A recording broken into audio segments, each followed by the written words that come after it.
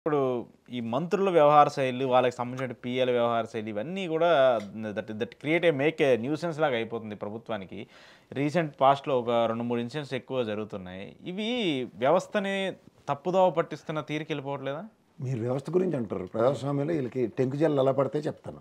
ఇప్పుడు Ambati Rambabu, next Kodali Nani, Vallabhaneni Vamsi examples ఎవడైనా సరే.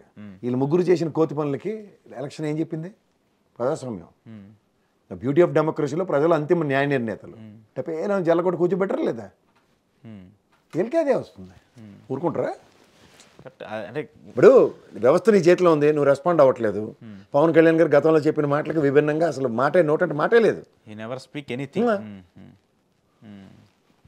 ప్రతిచర్య అన్నది ప్రభుత్వ పరంగా కనబడితే ఇప్పుడు అనిత గారు ఉన్నారు, టికెట్లు అన్నీ అమ్మేసాడు పిఏ, తిరుమల టికెట్లు. ఏది ప్రతిచర్య?